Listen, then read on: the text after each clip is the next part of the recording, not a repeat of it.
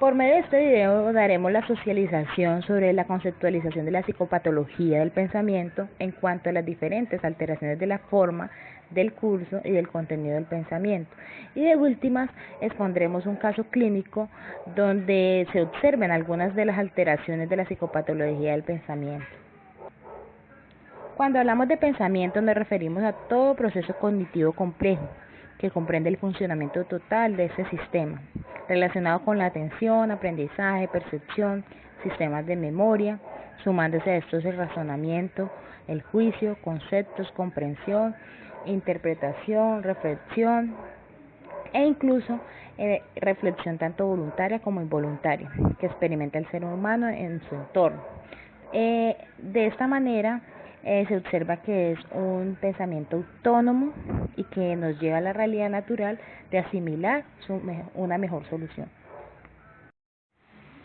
En otras palabras, como las de Manuel de la Vega, para él el pensamiento es una actividad mental no rutinaria, la cual requiere esfuerzo. Eso ocurre siempre que nos enfrentamos a una situación o tarea en la cual nos sentimos inclinados a hallar una meta o un objetivo.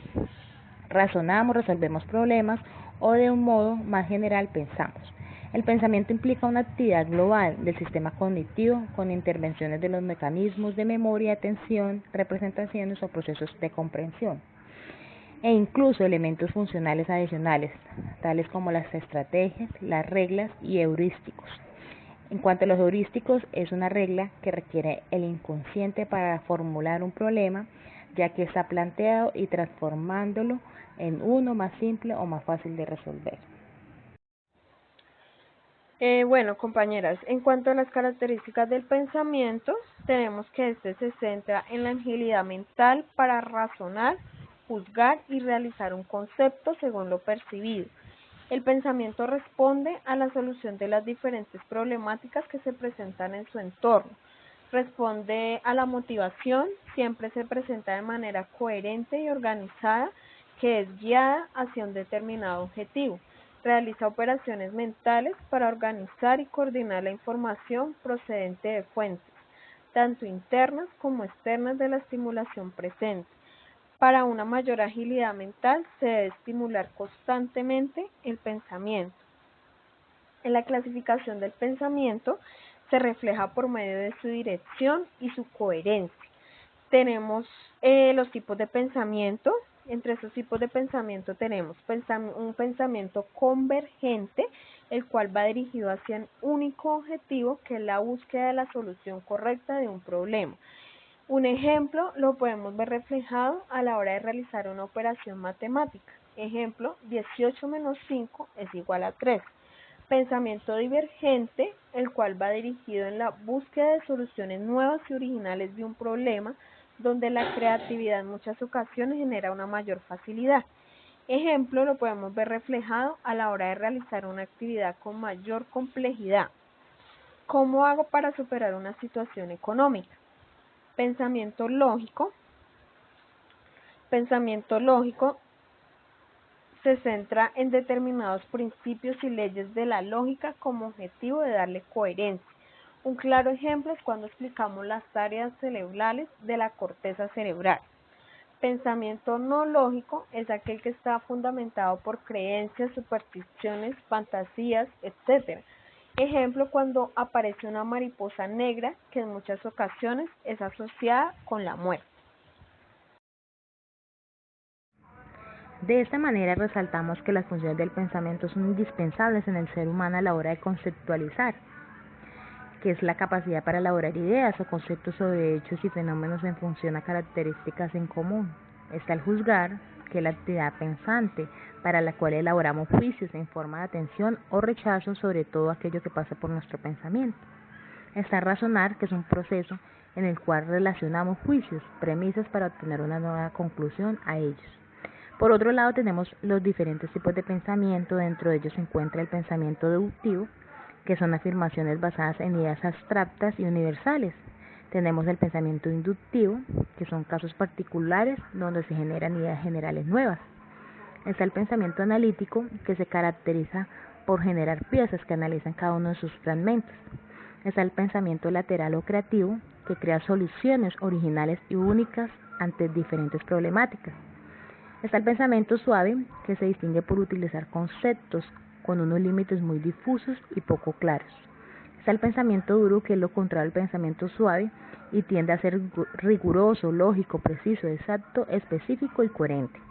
Está el pensamiento divergente, que establece una división entre dos o más aspectos de una idea y se explora por posibilidades a mantener esta participación.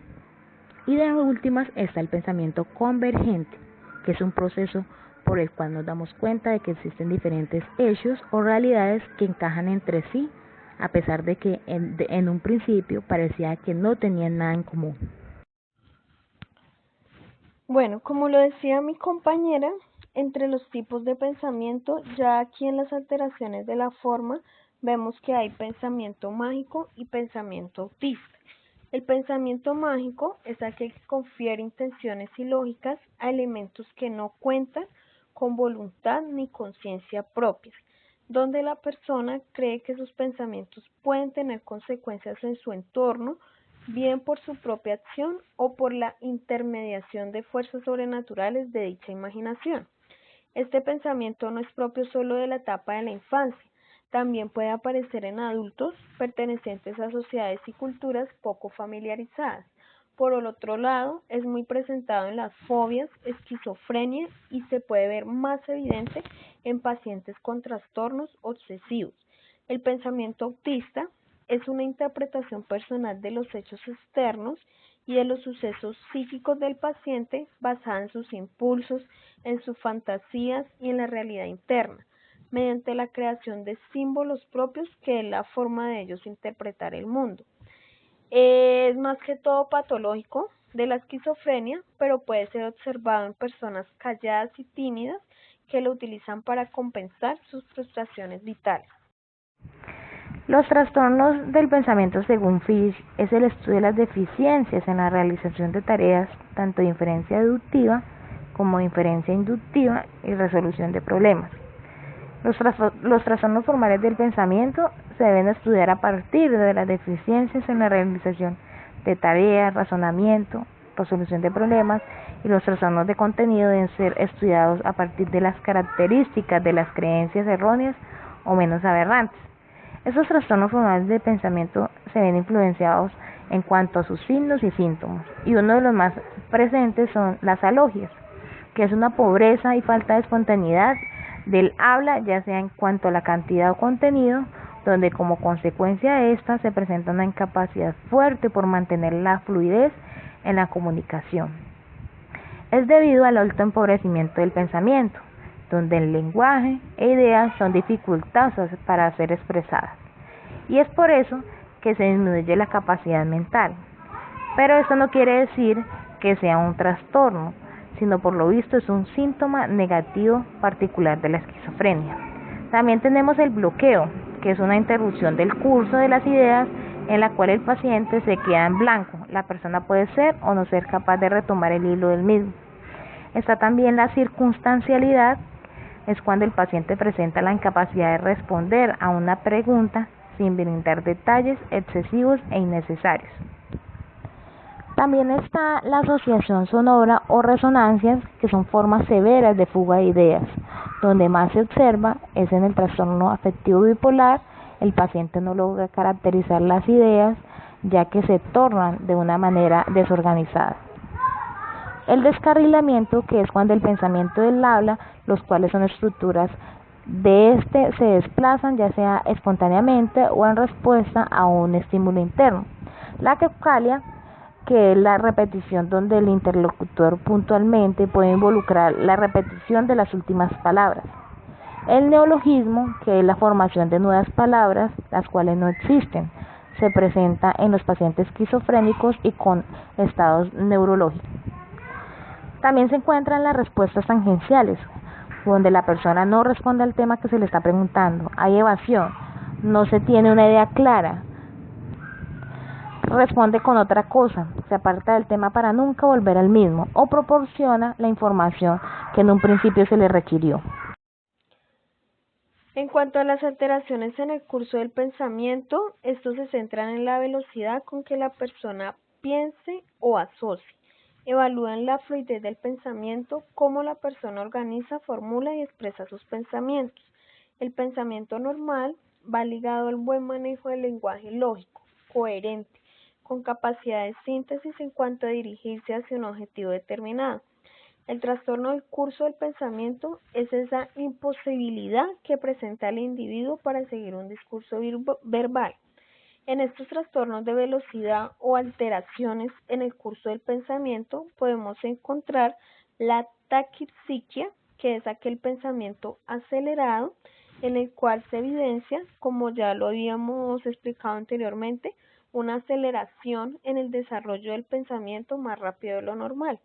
Una mayor espontaneidad, se le facilita a grandes rasgos cambiar de un tema a otro sin haberlo terminado y se presentan en la manía, en la hipomanía y en algunos episodios de trastornos psicóticos, maníacos o quizás en algunos casos de trastorno por el abuso excesivo de sustancias. La bradypsiquia, que es el pensamiento lento, en cual se caracteriza por un enlentecimiento generalizado de los procesos de pensamiento. La bradypsiquia supone un perjuicio variable según el grado en que ésta aparezca, donde padece un discurso lento y además de ello habla muy poco. Se presentan todos los diferentes tipos de actuaciones y procesos como a la hora de comprender la información externa. Se presentan los episodios depresivos, el retardo mental, las demencias, el Parkinson, en los estados de somnolencia y confusión, en los trastornos delirantes, como consecuencia de secuelas de accidentes cerebrovasculares y traumas craneoencefálicos. Por otro lado, nos encontramos con los trastornos de la forma, que son alteraciones en la asociación de las ideas o desorganización del pensamiento. Encontramos la circunstancialidad o prolijidad, que se aprecia en una abundancia de lo accesorio en cuanto a la manera de exagerar o dar muchos detalles para llegar a concretar lo pensado. Se considera propio de los pacientes epilépticos, también pueden presentarse en enfermos obsesivos, a veces puede aparecer en la escritura. Está la asociación laxa de ideas, que es la pérdida parcial debido al desorden de ideas. Este pensamiento es típico del hombre esquizofrénico, sobre todo de las esquizofrenias hebefrénicas y residuales. Nos encontramos también con una fuga de ideas, que es la velocidad máxima de expresión verbal, la cual se pierde porque al asociarlas no son concretas y de esta manera pues no se conecta una con la otra. Se presenta en pacientes con manía, trastornos bipolar 1, bipolar 2 o hipomanía. Está la verbigeración, que consiste en la repetición monótona de palabras, frases o ideas. En muchas ocasiones la persona responde otra cosa muy diferente de lo que se le ha preguntado. La estereotipia verbal es propia de los pacientes esquizofrénicos catatónicos. A veces las estereotipas verbales son musicales. Así sucede cuando el paciente repite una y otra vez un fragmento de una canción. Está también el neologismo, que consiste en el empleo de palabras nuevas. Existen tres tipos de neologismos en las psicosis esquizofrénicas. El primero pues es el neologismo, que aparece ante la necesidad de expresar sentimientos nuevos con palabras nuevas. El segundo es el neologismo, que es consecuencia de una alucinación auditiva, es decir, el paciente escucha la palabra nueva en la alucinación auditiva y luego la utiliza al hablar. Y el tercero es el neologismo que aparece como consecuencia de las ideas delirantes que le hace al enfermo emplear un lenguaje misterioso. También los neologismos pueden representarse en las afasias. Ya acá como parte final o como una parte a manera de conclusión del capítulo leído, el capítulo 8, acerca del pensamiento, acerca del lenguaje del pensamiento, tenemos unos conceptos principales que destacamos dentro de la lectura. La característica central del pensamiento esquizofrénico, según Bleuler, que lo asocia con los trastornos de las asociaciones, son ausencia de relaciones entre ideas que deberían estar asociadas, Funcionamiento de los mecanismos de condensación. Son dos ideas con algo en común, las cuales se mezclan dando lugar a un concepto erróneo. El descarrilamiento o fuga de ideas son tendencias a perderse en pensamientos secundarios. Estos surgen como consecuencia de algo que sí pasó. La sustitución, la cual son pensamientos relevantes, los cuales se combinan por otros subsidios. Estos consisten en el cambio de actitud y sentimientos frente a una emoción inaceptable. Ejemplo, lo podemos ver en la ira sentida hacia una persona. Esta se transforma en un deseo de hacer algo que es destructivo. La omisión es toda supresión innecesaria, total o parcial de un pensamiento o una parte de este mismo. Es una clase de condicionamiento operante. La fusión es una mezcla desordenada de pensamientos con abundantes interpretaciones. El bloqueo, el cual es una disminución de la capacidad de abstracción por medio de la cual las ideas del paciente se quedan totalmente en blanco. La asíntesis, el cual es una característica básica de la esquizofrenia, la cual puede ser analizada desde cuatro grandes elementos, tales como lo son la interpretación, la fragmentación, la sobreinclusión y las metonimias. ¿Qué es la interpretación? Es la mezcla de temas entre un tema y la fantasía, método de deducir lo que el paciente tiene realmente en su ánimo y comunicárselo a otros. La fragmentación es la ruptura de ese pensamiento en sus aspectos parciales. La sobreinclusión es la incapacidad para mantener un tema en sus límites. Y las metonimias, que son todas aquellas aproximaciones imprecisas al tema central, mediante el uso de palabras o frases inexactas. Consisten principalmente en nombrar a un término con el nombre de otro término similar o asociado. A continuación, describiremos el caso de Iván, un hombre de 37 años de edad, trabaja con su hermano en una tienda de órdenes. Es soltero y actualmente comparte piso con una mujer cristiana con la que no mantiene ningún tipo de relación y apenas se comunica con ella. Su padre vive en otra ciudad y su madre falleció hace 5 años. Tiene un hermano que es el que le anima a ir a consulta con el pretexto de recetarle unas pastillas para dejar de fumar. Pero a medida que avanza la entrevista nos podemos dar cuenta del real motivo por el que el hermano ha enviado a Iván a consulta. Es otro completamente diferente. El paciente padece una imagen descuidada, no tiene ningún hobby y presenta conductas muy extravagantes.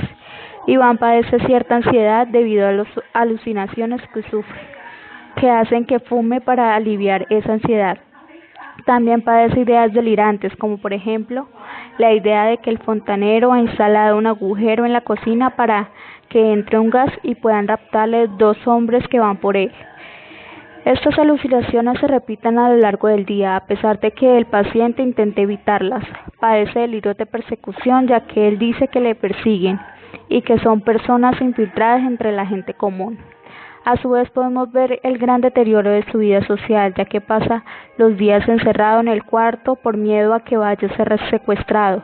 Las alucinaciones auditivas se pueden apreciar cuando el paciente dice oír música constantemente, cuando enciende la televisión. También surgen delirios al pensar que la gente de la televisión le persigue. Vive en constante estado de hipervigilancia. Su posible diagnóstico: el paciente padece esquizofrenia, que se caracteriza por presentar 2 o más de los síntomas característicos de este trastorno. Presente durante al menos un mes, lleva con esa sintomatología. Presenta delirios, alucinaciones, discurso desorganizado, comportamiento muy desorganizado, síntomas negativos como expresión emotiva disminuida o abulia, debido a que presenta durante una parte significativa del tiempo a nivel funcional, afectan diferentes áreas de su vida y duran más de 6 meses. Se puede decir que tiene esquizofrenia. El paciente se encuentra en la fase activa de la esquizofrenia, ya que padece síntomas positivos como por ejemplo logorrea. Podemos decir que su diagnóstico final es esquizofrenia con episodios múltiples.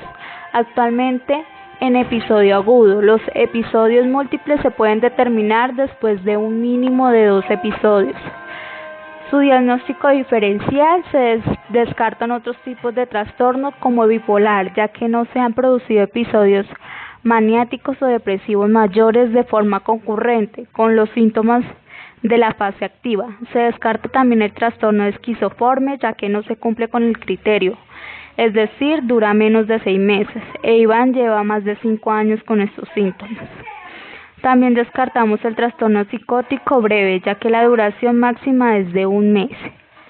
Podemos decir que la reflexión de este caso ha sido fácil de identificar la sintomatología y detectar qué tipo de trastorno puede padecer, ya que resulta muy claro la diferenciación que existe entre los diferentes trastornos. Sin embargo, no llega a identificar con claridad el inicio del trastorno y su curso.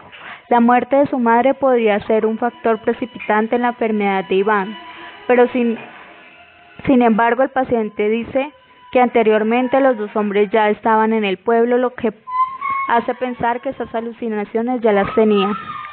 Pero puede que la muerte de su madre le haya marcado y se haya agravado los síntomas. Otro dato que me llama la atención es cuando Iván dice que su madre no le permitía beber ni fumar, ya que no quería acabar como su tío.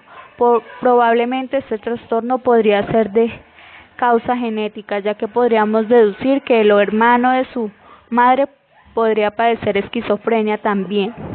En cuanto a la entrevista, en mi opinión, hubiera hecho un poco más de énfasis en la meditación, si se ha tratado alguna vez con pastillas o ha realizado algún seguimiento, porque me llama la atención de que tantos años y nunca ha acudido a consulta.